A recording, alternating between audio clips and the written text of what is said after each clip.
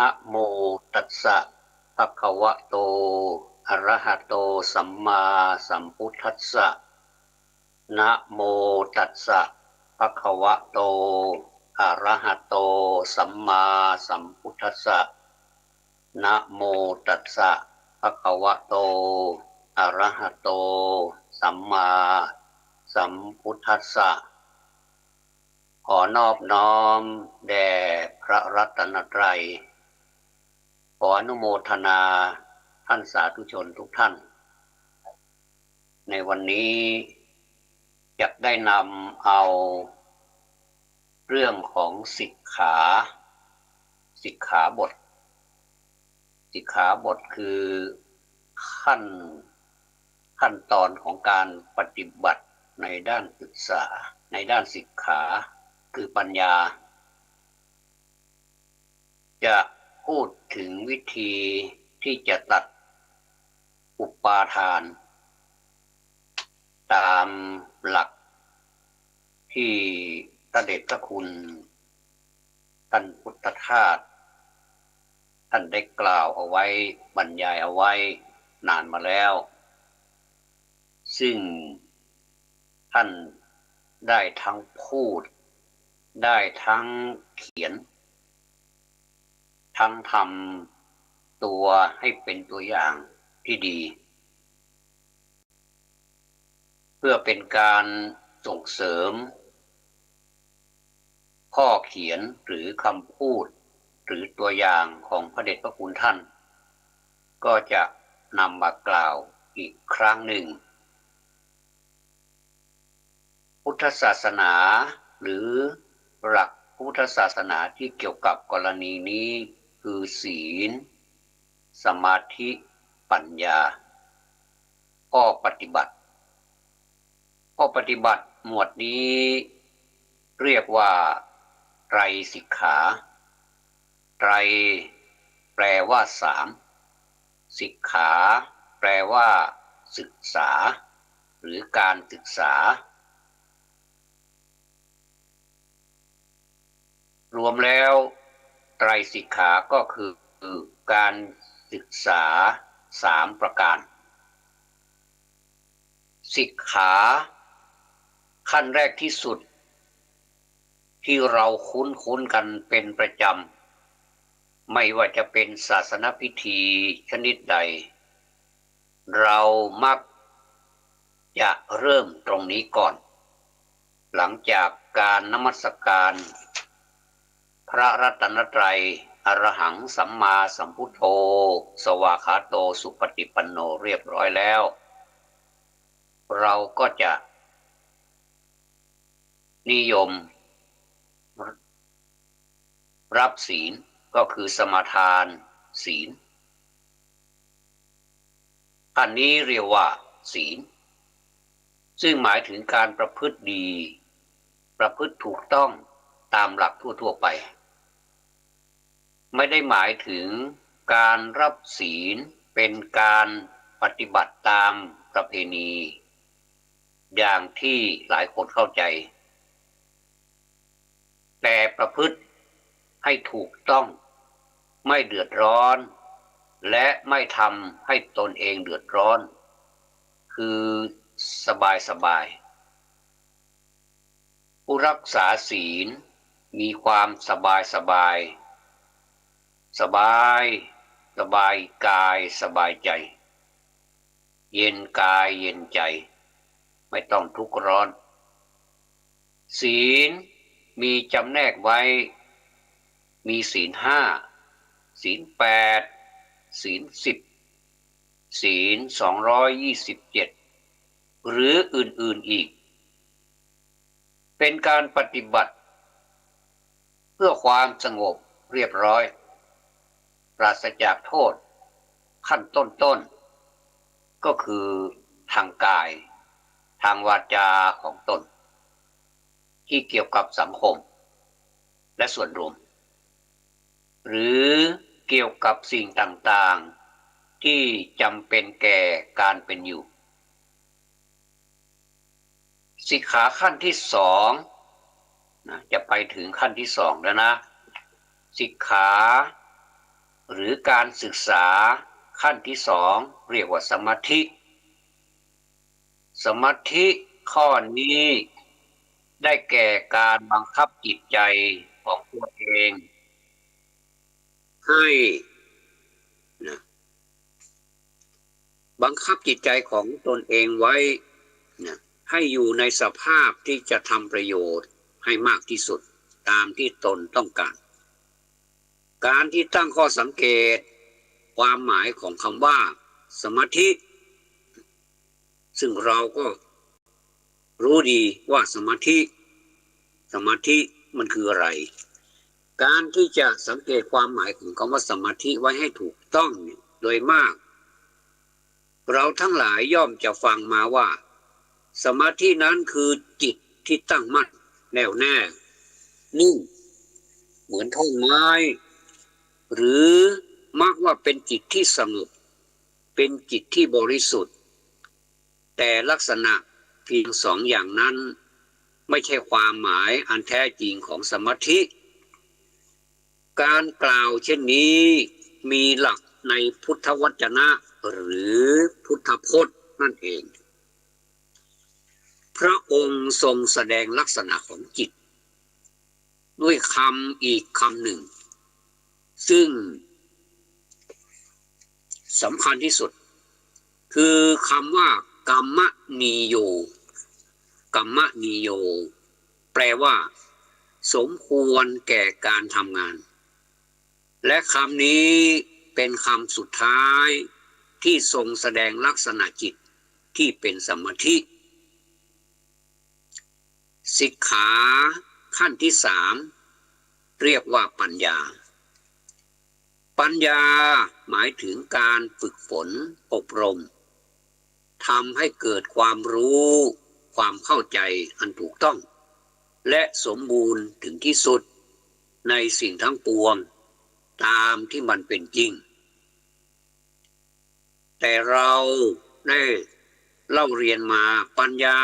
แปลว่าสิ่งรอบรู้ก็ถูกแต่ในที่นี้พระเดชพระคุณท่านเจ้าคุณอาจารย์ท่านบอกว่าหมายถึงการฝึกฝนอบรมทำให้เกิดความรู้ความเข้าใจอันถูกต้อง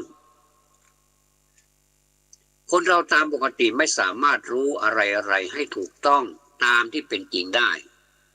คือมันถูกแต่เพียงตามที่เราเข้าใจเอาเองหรือตามโลกสมมุติมันจึงไม่ใช่ตามความเป็นจริงหรือว่าตามความจริงโดยเหตุนี้พุทธศาสนาจึงมีระเบียบปฏิบัติ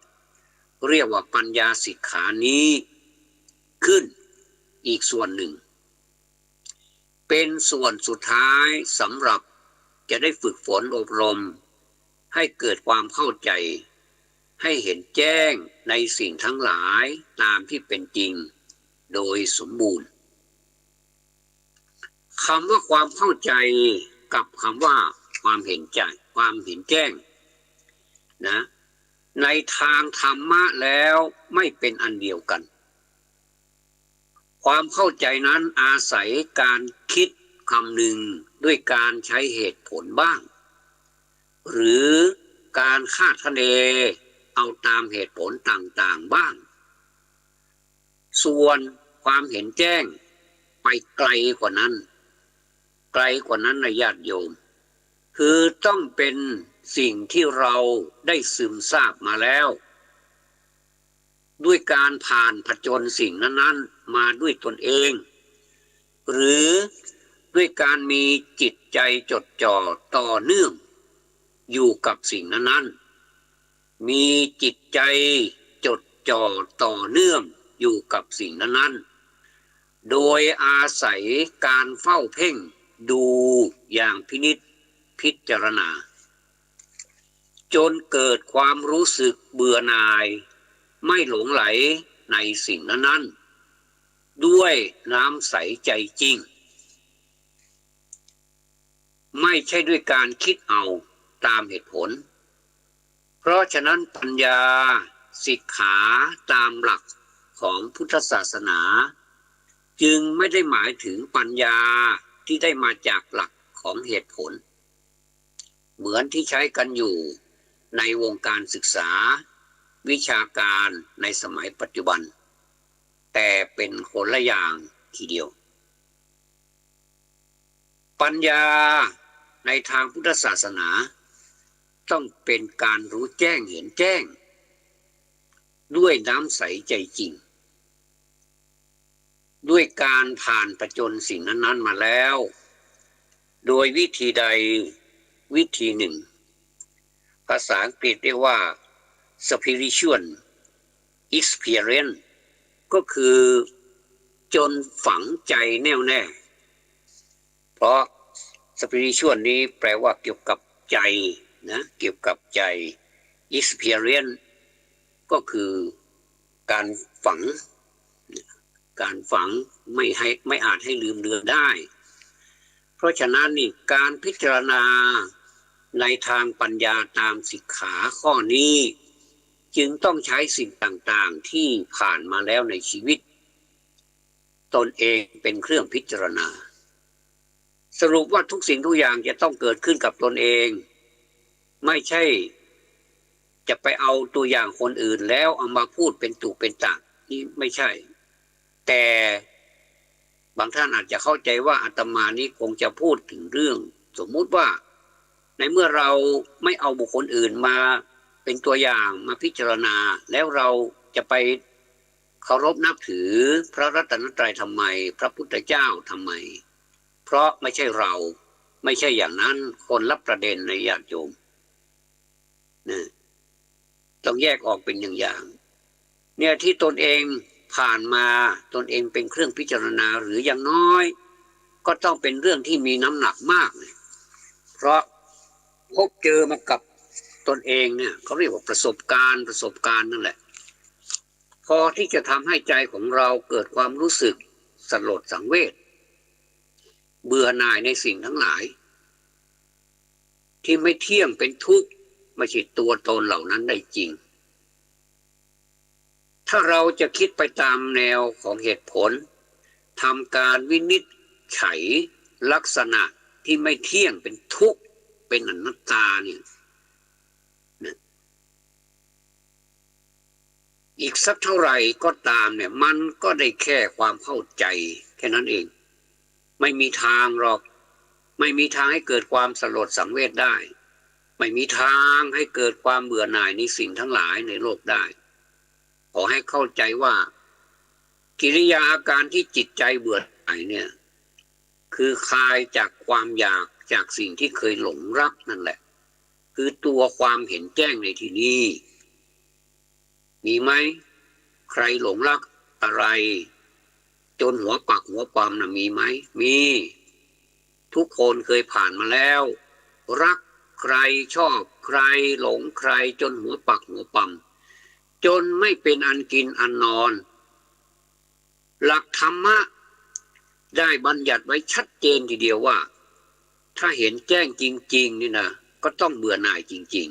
ๆไม่ใช่เบื่อหน่ายแบบปลอมๆสังคมเราเบื่อหน่ายแบบปลอมๆนะเดี๋ยวก็ชังเดี๋ยวก็รักเดี๋ยวก็อะไรก็ไม่รู้จิปาถะวุ่นวายไปหมดเลยนี่ก็ต้องเบื่อหน่ายกันจริงๆจะไปหยุดอยู่เพียงแค่เห็นแจ้งนั้นไม่ได้ความเบื่อหน่ายคลายความอยากในสิ่งนั้นจะต้องเกิดตามขึ้นมาทันควันอย่างแยกกันไม่ได้ทีนี้เราวกมาถึงศีลสิกขาคือการศึกษาเรื่องศีลเป็นเพียงการศึกษาปฏิบัติในขั้นตระเตรียมเบื้องต้นถ้าเป็นนักเรียนเป็นเด็กก็กำลังเตรียมอนุบาลอยู่นะกำลังเตรียมอนุบาลแล้วก็ไปอนุบาลแล้วก็ไปประถมไปมัธยมแล้วก็อุดมเตรียมการก่อนเพื่อให้เรามีความเป็นอยู่ผาสุกอันจะช่วยให้จิตใจเป็นปกติความปกติของจิตใจนี่สำคัญเลยเป็นพื้นฐานอานิสงส์ของศีลมีหลายอย่างด้วยกันแต่ที่สำคัญที่สุดก็คือเป็นไปเพื่อให้เกิดสมาธิอานิสงส์อย่างอื่นๆเช่นว่าให้เป็นสุข หรือให้ไปเกิดเป็นเทวดาในสวรรค์นั้นพระพุทธเจ้าไม่ได้ทรงมุ่งหมายโดยตรงย้ำนะตรงนี้พระพุทธเจ้าไม่ได้ทรงมุ่งหมายโดยตรงว่าให้รักษาศีลเพื่อกำหนดให้ไปเป็นเทวดาในสวรรค์พระพุทธเจ้าไม่ได้ทรงมุ่งหมายแต่ทรงอนุโลมเห็นด้วยเท่านั้นเองท่านมุ่งหมายอย่างไรญาติโยมท่านมุ่งหมายโดยตรงถึงข้อที่จะให้เกิดเป็นที่เกิดที่เจริญของสมาธิศีลจะส่งเสริมให้เกิดสมาธิได้โดยง่ายนะบันไดของสมาธิเนี่ยก็คือต้องมีศีลเป็นบันไดก่อนถึงจะเดินขึ้นไปสู่สมาธิไม่ใช่อยู่ๆก็ไปเป็นสมาธิเลยไม่ได้คุณไม่รักษาศีลแล้วคุณไปนั่งสมาธิได้ไงคุณเพิ่งทำความผิดมาเดี๋ยวนี้นี่เองไปปล้นไปจี้ไปฆ่าเขามาเดี๋ยวนี้คุณจะมานั่งสมาธิได้ไงจิตใจของคุณก็ย่อมว้าวุ่นแสดงว่าคุณไม่มีศีลอย่างนี้แสดงว่าเราไม่มีบันไดที่จะขึ้นไปสู่สมาธิอย่างถูกต้องกระโดดขึ้นไปนั่งสมาธิเลยอย่างนี้หรือว่าทำสมาธิให้ปรากฏอะไรอย่างนี้ไม่มีจิตของคนทำผิดนี่ไม่มีสมาธินะโยมแต่ไม่เชื่อก็ลองดูสิว่าเราทำความผิดมาเดี๋ยวนี้เราจะมามีสมาธิไหมไม่มีมันจะมีแต่จิตที่วุ่นวายสับสนโอลหม่านไปหมดเลยถ้าเรามีเครื่องรบกวนมากเนี่ยจิตใจของเรานี่จะเป็นสมาธิได้อย่างไรต่อไปสมาธิสิกขาวกมานะเป็นสมาธิสิกขาคือการที่เราสามารถควบคุมจิตเราควบคุมจิตของเราหรือใช้จิตของเรานี้ให้ทำหน้าที่ของมันให้เป็นประโยชน์ถึงที่สุดในขั้นศีลนะมีความประพฤติดีทางกายประพฤติดีทางวาจาในขั้นสมาธิมีความประพฤติดีทางจิตคือไม่มีความคิดผิดไม่เศร้าหมองไม่มีความฟุ้งซ่านและอยู่ในสภาพที่สามารถจะปฏิบัติหน้าที่ของมันอย่างนี้เรียกว่าสมาธิสมาธิที่เราทำทุกวันนี้คือสมาธิชั่วครั้งชั่วคราวสมาธิแป๊บเดียวแล้วก็นั่งแป๊บเดียวแล้วก็ให้คำนิยามว่าแม้นิดเดียวก็เป็นประโยชน์แล้วก็เป็นประโยชน์เห็นด้วยก็เป็นประโยชน์นะแต่มันได้นิดเดียวนะแต่ในความหมายของสมาธิจริงๆแล้วคือประพฤติดีทางจิตคือไม่มีความคิดผิดความคิดผิดก็คือมิจฉาทิฏฐินั่นแหละมิจฉาทิฏฐิซึ่งเป็นคู่ปรับกับสัมมาทิฏฐิมิจฉาทิฏฐิก็คือความเห็นผิดสัมมาทิฏฐิก็คือความเห็นถูกต้องแล้วไม่เศร้าหมองอย่างไรก็คือมันผ่องใสมันผ่องเหมือนคนมีน้ำมีนวลมีออร่าดูกี่ทีกี่ครั้งก็ยังชุ่มชื่นเบิกบานแม้กระทั่งไม่ได้ตกแต่งไม่ได้เสริมสวยอะไรแต่ว่าใบหน้าก็ชุ่มชื้นอย่างนี้นี่เปรียบเทียบนะนี่ไม่เศร้าหมองไม่มีความฟุ้งซ่านคือเป็นปกติสบายและอยู่ในสภาพที่สามารถจะปฏิบัติหน้าที่ของมันอย่างนี้เรียกว่าสมาธิแม้ในส่วนที่เกี่ยวกับประโยชน์ทั่วไปในทางโลกนะสมาธิก็ยังเป็นของจำเป็นอยู่ทุกกรณีไม่ว่าจะทำอะไรถ้าไม่ทำด้วยใจที่เป็นสมาธิแล้วเนี่ยไม่ได้นะเดี๋ยวเป๋นะย่อมไม่ได้รับผลสำเร็จด้วยดีนะเป๋ไปเป๋มานะเลี้ยวซ้ายเลี้ยวขวานะที่น่าจะตรงไปก็ไม่ตรงที่น่าจะเลี้ยวก็ไม่เลี้ยวนะทางเขาคดเคี้ยวก็แหกโค้งไปอย่างนี้มันก็อันตรายนะสิทางเขาให้เลี้ยวก็ไม่เลี้ยวทางที่เขาให้ไปตรงก็ไม่ไปตรงอย่างนี้เขาเรียกว่าเป๋ไม่ได้รับผลหรอก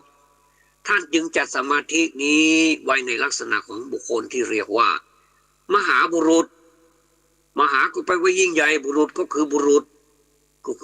ผู้ยิ่งใหญ่นั่นแหละไม่ว่าจะเป็นมหาบุรุษทางโลกหรือทางธรรมล้วนแต่จำเป็นจะต้องมีสมาธิเป็นคุณสมบัติประจำตัวทั้งนั้นไม่เชื่อหรอกว่าใครทำอะไรไม่มีสมาธิอันเนี้ย บางทีเราปฏิเสธว่าเราไม่มีสมาธิหรอก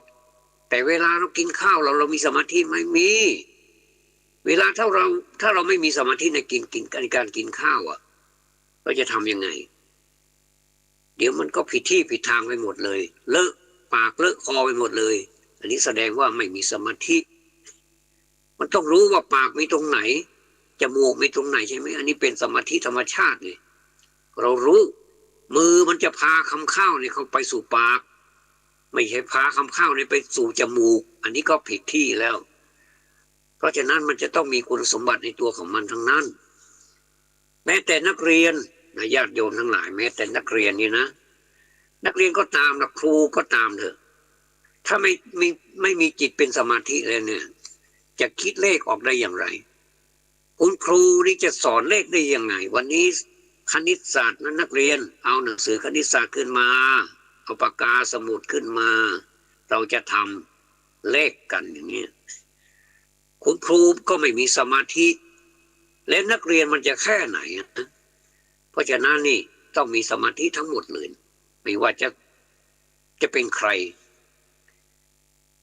และถ้าเป็นนักเรียนจะคิดเลขได้ออกได้อย่างไรสมาธิในธรรมนองนั้นเป็นสมาธิตามธรรมชาติ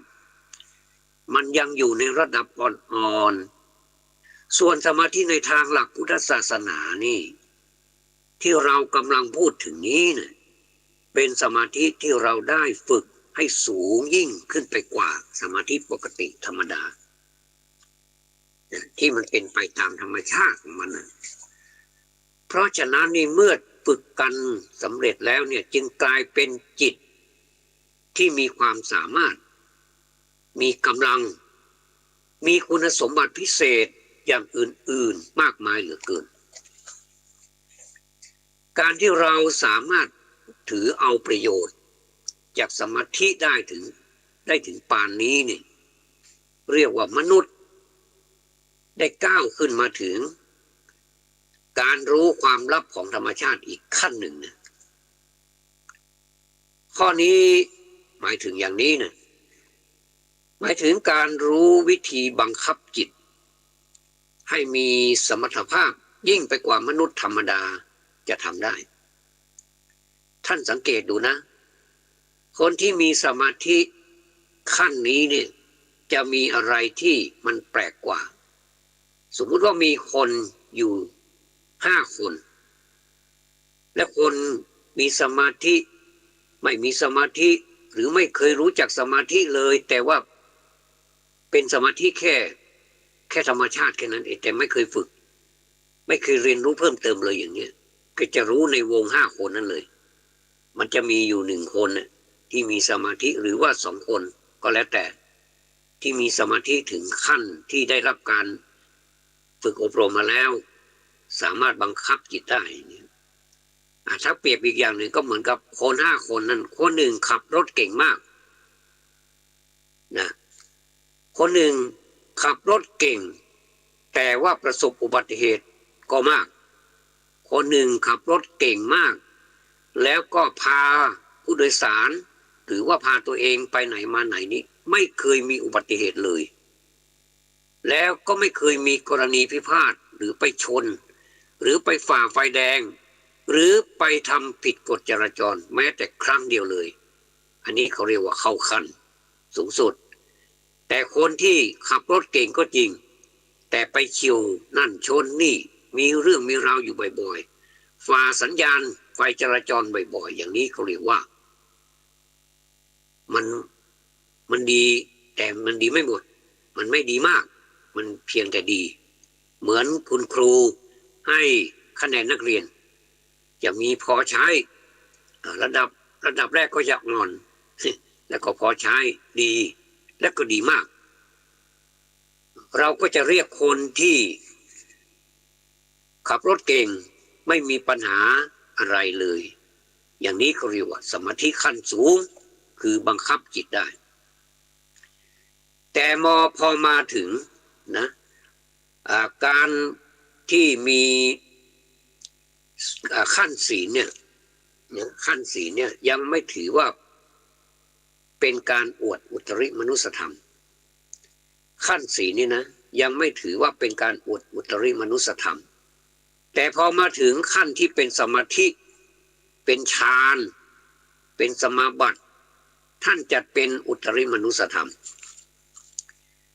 ซึ่งพระภิกษุจะอวดไม่ได้นะขืนอวดก็จะชื่อว่าไม่เป็นพระที่ดีหรือถึงกับไม่เป็นพระเลย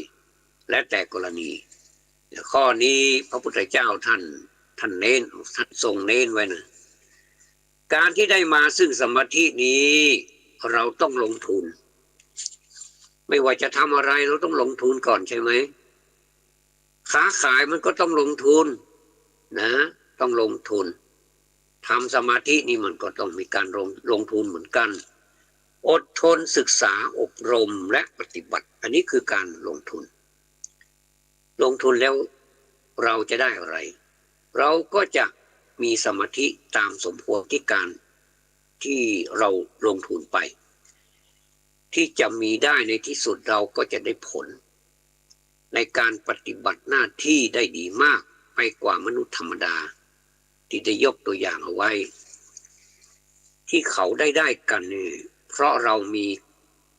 มีเครื่องมือที่สูงไปกว่าที่เขามีเพราะฉะนั้นนี่จึงขอให้สนใจไว้อย่าถือว่าเป็นของค่ำครึโบราณโง่เขลางมงายพ้นสมัยเลยมันยังคงเป็นของสำคัญที่สุดซึ่งต้องใช้กันอยู่เรื่อยไปและยิ่งในสมัยที่โลกมีอะไรนี่นะหมุนเร็วแทบจะลุกเป็นไฟอย่างนี้ด้วยแล้วเนี่ยเดี๋ยวนี้โลกนี่มันท่องเว็บนะมันworldwideนะแค่ปลายนิ้วสัมผัสแค่นั้นมันก็ไปกันทั่วโลกแล้วเนี่ยถ้าเราไม่ทันแล้วโลกมันหมุนเร็วอย่างที่ว่าเนี่ยยิ่งจะต้องเป็นการสมาธิมากไปเสียกว่าครั้งพุทธกาลด้วยซ้ำไปเราต้องเพิ่มนะไม่ใช่ว่าไปคิดว่าในสมัยพุทธกาลนี่แต่ละองค์พระอรหันต์หรือพระอริยบุคคลแต่ละองค์แต่ละรูปนี่ท่านมีบารมีนะก็นั่นน่ะสิท่านมีบารมีนั่นสิท่านถึงไม่เหนื่อย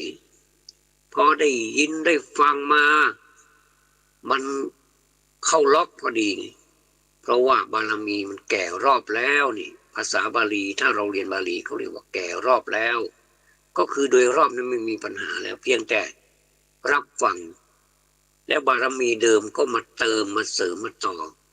เดี๋ยวก็เป็นรูปเป็นร่างขึ้นมานี่ก็สำเร็จได้แต่กว่าที่จะสำเร็จมาเนี่ยเราลองนึกถึงย้อนไปเมื่อสมัยที่เขาสร้างบารมีกันไหมก็ท่านก็อย่างเรานี่แหละท่านก็เป็นคนอย่างเรานี่แหละพระอริยบุคคลทั้งหลายนะบางองค์นี่ขนาดบวชในสมัยพระพุทธเจ้ายังอยู่นี่ยังไม่ได้บรรลุอะไรเลยก็มีญาติโยมไม่ใช่ว่าจะบรรลุหมดเลยนะไม่มีหรอกแต่ก็มีไปเป็นตามฐานานุรูปกรรมของแต่ละท่านคือสร้างมาไม่เหมือนกันนะแต่สำเร็จไม่สำเร็จเหมือนกันก็คือสำเร็จพ้นไปจากวัฏฏะเลยก็คือไม่เกี่ยวข้องกับวัฏฏะนี้อีกต่อไปแล้วอย่างนี้แต่กว่าจะสำเร็จได้นี่เหมือนกับเอาชีวิตเขาแลกเลยนะโยมนะเราไปศึกษาดูในธรรมบทหลายองค์นะที่เอาชีวิตเขาแลกเลยนะเป็นเดิมพันเลยนะอันนี้เขาเรียกว่าลงทุนอย่างอุกฤษเลยแล้วเรานี่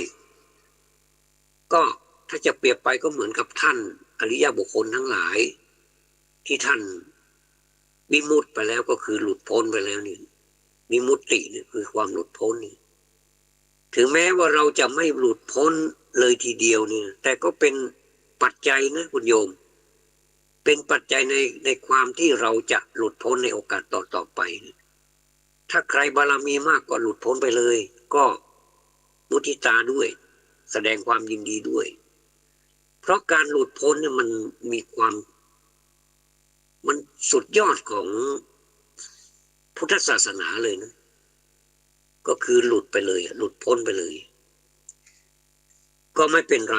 ในเมื่อเรายังไม่หลุดพ้นก็อยู่อย่างนี้ก็ทำอะไรก็ได้ที่มันเป็นสิ่งที่ดีที่สุดสำหรับเรา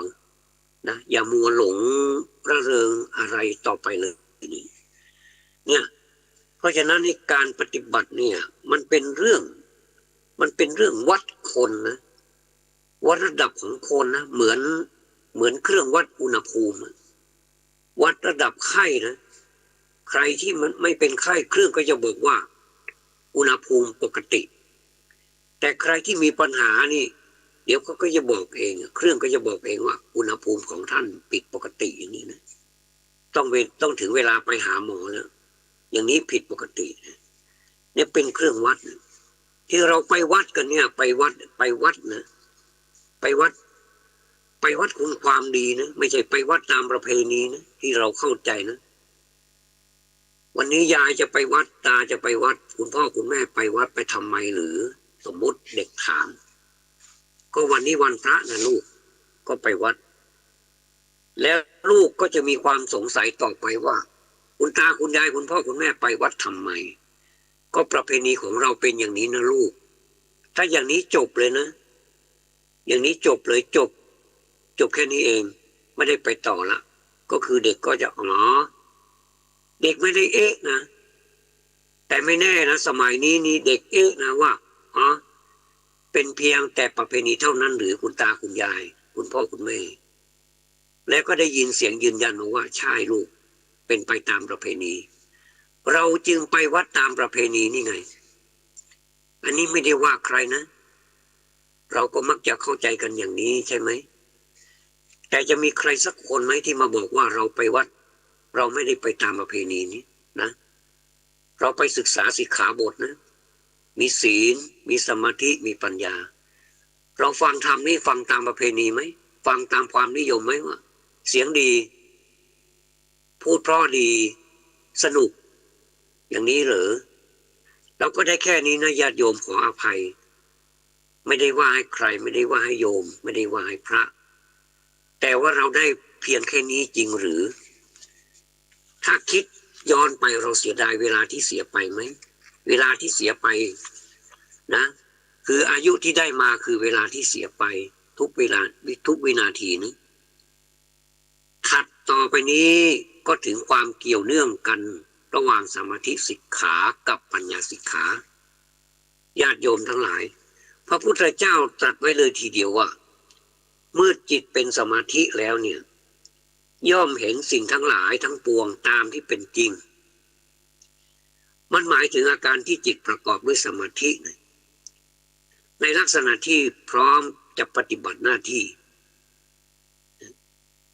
อะไรของเรามีก็พร้อมที่จะปฏิบัติหน้าที่นั้นถ้าจิตมีลักษณะเช่นนี้แล้วเนี่ยก็จะเห็นสิ่งทั้งหลายตามที่เป็นจริงตอนนี้เราเป็นมนุษย์ใช่ไหมเราเป็นมนุษย์ผู้ชายใช่ไหมเป็นมนุษย์ผู้หญิงใช่ไหมก็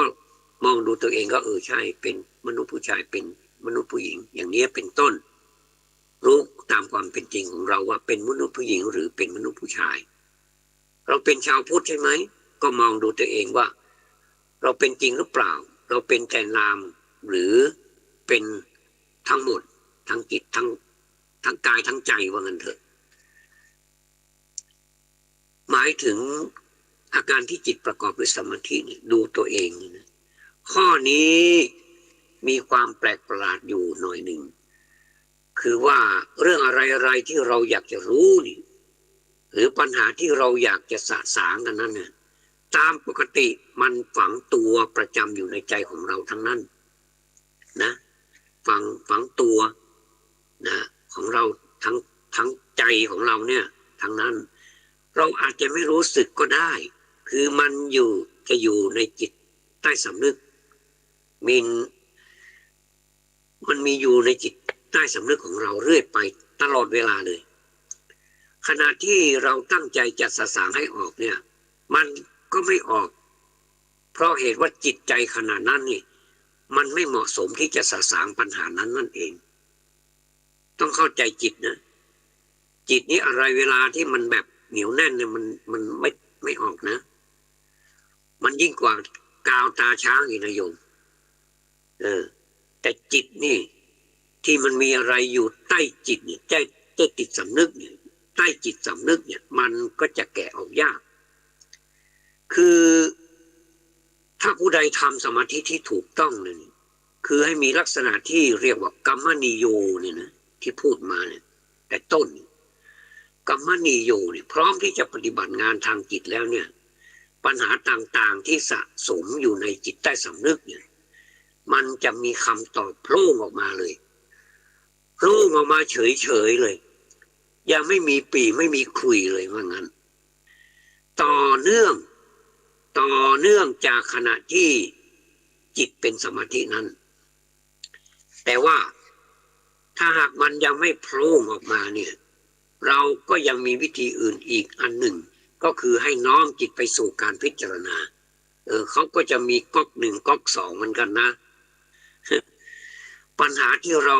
กำลังมีอยู่เนี่ยการพิจารณาด้วยกำลังของสมาธินี่ในลักษณะเช่นนี้เองเรียกว่าปัญญาสิกขาหรืออย่างน้อยก็สงเคราะห์เข้าในปัญญาสิกขาท่านผู้ฟังในคืนวันที่ตรัสรู้พระพุทธเจ้าได้ตรัสรู้ปฏิจจสมุปบาทคือรู้อะไรเป็นอะไรใช่ไหมทยอยกันไปตามลำดับท่านไม่สับสนนะจะทยอยกันไปตามลำดับตามขั้นตอนช้าๆงามๆสง่างามทั้งนี้ก็โดยสมาธิอย่างที่กล่าวมาแล้วพระองค์ได้ตรัสเล่าเรื่องนี้ไว้อย่างละเอียดแต่รวมใจความแล้วก็คือว่าแสดงว่า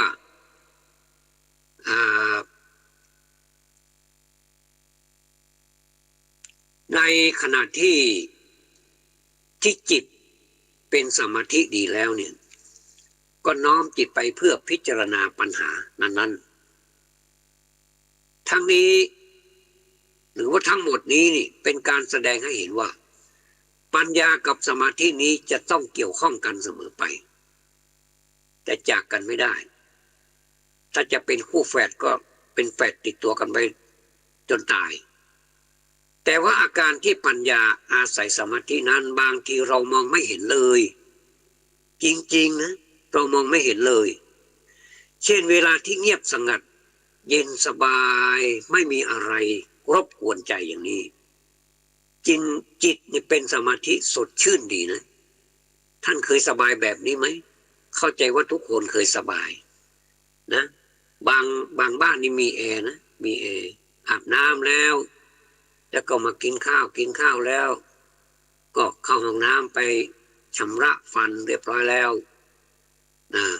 3 ชั่วโมงแล้วนี่จะนอนเนี่ยเปิดแอร์โอ้โหเย็นฉ่ำสบายเนี่ยเรียกว่าจิตใจสดชื่นดีเราก็ไม่คิดอะไรแล้วไม่คิดอะไรที่เป็นคำตอบของปัญหาซึ่งติดค้างอยู่ในใจได้นี่เป็นต้นเนี่ยเราไม่คิดนะแต่ในพุทธศาสนานั้นท่านแสดงความสัมพันธ์ระหว่างสมาธิกับปัญญานี่ยิ่งขึ้นไปกว่านั้นอีกคือต้องมีสมาธิจึงจะมีปัญญาต้องมีสมาธิจึงจะมีปัญญาข้อนี้เป็นเพราะในการที่จะให้เกิดสมาธิยิ่งไปกว่าสมาธิตามธรรมชาตินั้นมันต้องอาศัยการต่างๆของจิตว่าจะบังคับมันอย่างไรจึงจะเกิดเป็นสมาธิขึ้นมาได้ฉะนั้นคนมีปัญญาจึงสามารถมีสมาธิมากขึ้นได้ตามลำดับท่านสาธุชนทั้งหลายคนมีปัญญามากนี้เกิดจากสมาธิเมื่อมีสมาธิมากขึ้น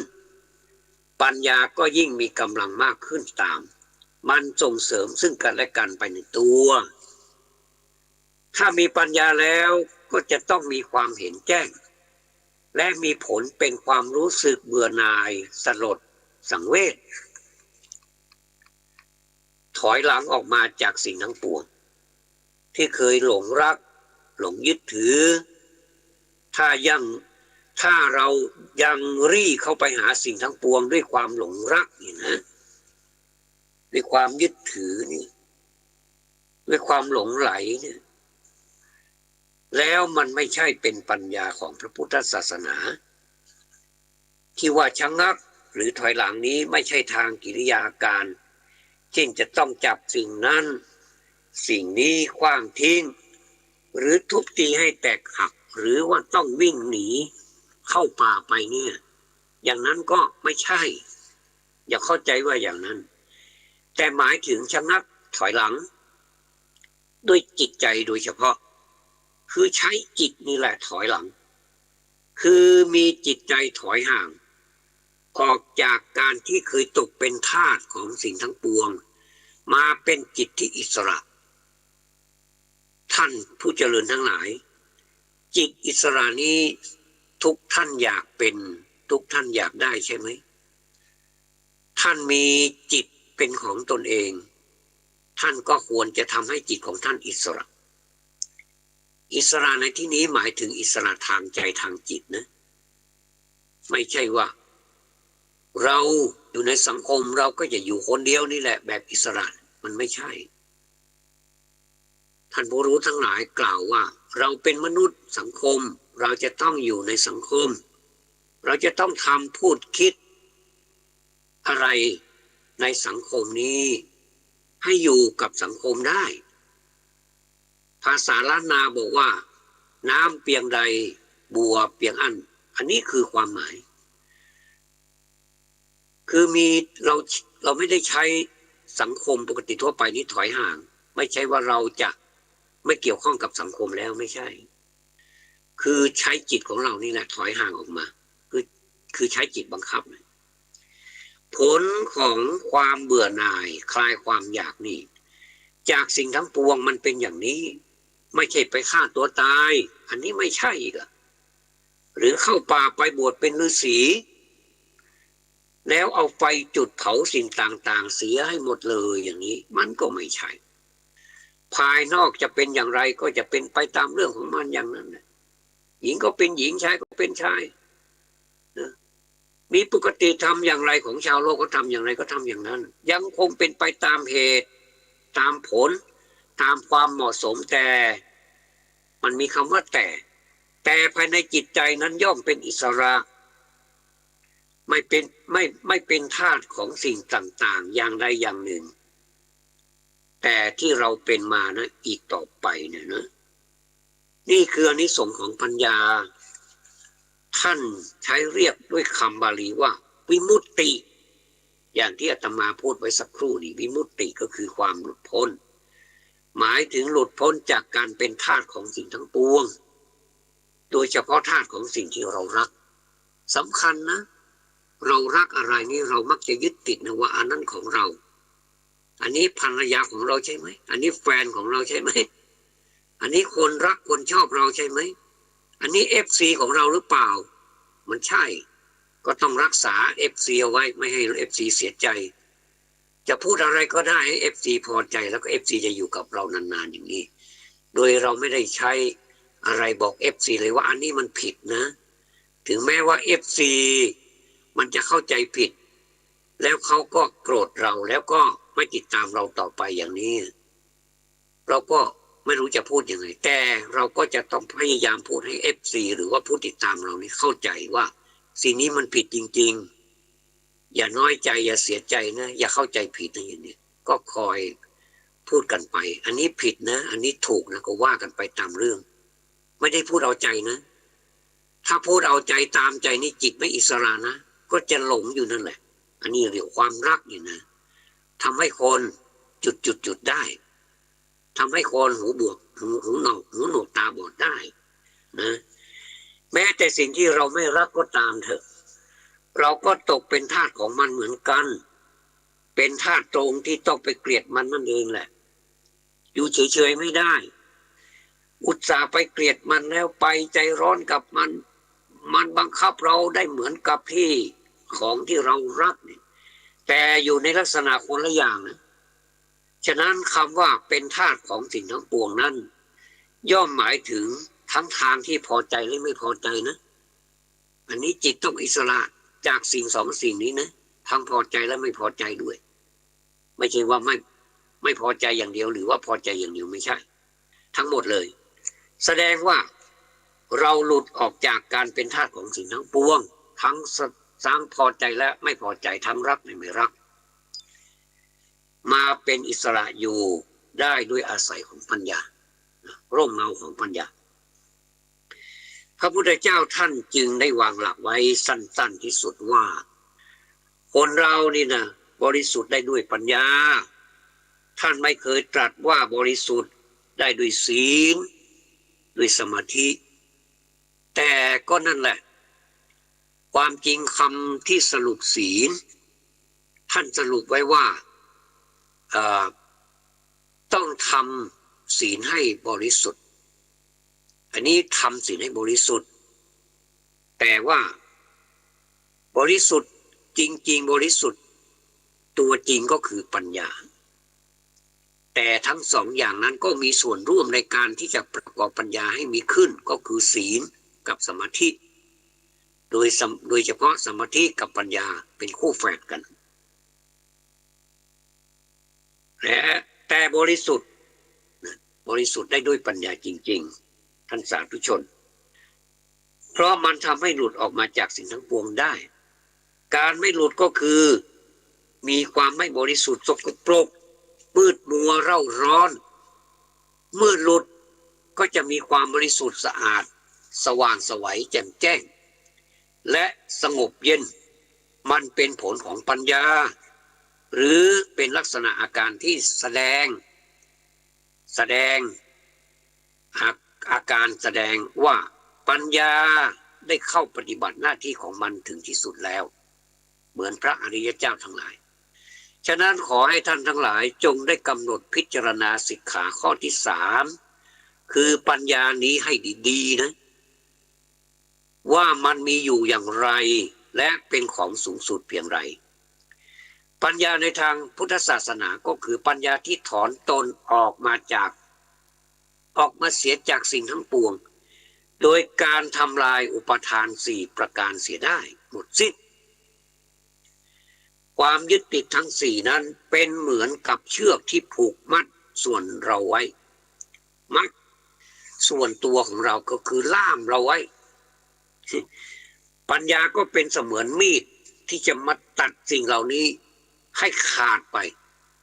นะมันจะเป็นเชือกจะเป็นเหล็กเป็นอะไรชนิดไหนก็ตามถ้ามีปัญญาแล้วตัดขาดหมดเลยเชื่อไหมล่ะเราดูเอาพระอริยเจ้าเป็นตัวอย่างมีพระพุทธเจ้าเป็นต้นปัญญาเป็นเสมือนมีดจนไม่มีอะไรเป็นเครื่องผูกมัดเราไว้ให้ติดอยู่กับสิ่งนั้นๆได้อีกต่อไปอันนี้เป็นสิ่งที่ดีข้อปฏิบัติทั้ง3อย่างดังกล่าวมานี้เนี่ยจะคงทนต่อการพิสูจน์หรือไม่จะเป็นหลักวิชาอันแท้จริงเหมาะที่ทุกคนจะปฏิบัติหรือไม่ขอให้พิจารณาดูในวันนี้ได้นำเอาเรื่องของ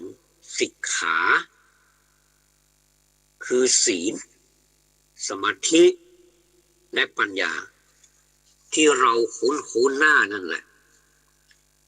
แต่เราไม่ค่อยรู้จักกันดีเราไม่ค่อยได้สนทนากับสิ่งเหล่านี้ดีเรา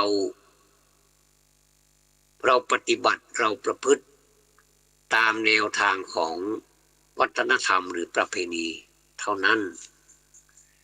แต่ขออภัยสำหรับท่านที่ประพฤติอย่างอุกฤษขออภัยและท่านที่กำลังจะประพฤติเข้าถึงปัญญาตัวจริงขอให้เป็นเช่นนั้นเอวังโหตุนะขอให้เป็นเช่นนั้นขอให้เป็นเช่นที่เราก็ไม่ทิ้งวัฒนธรรม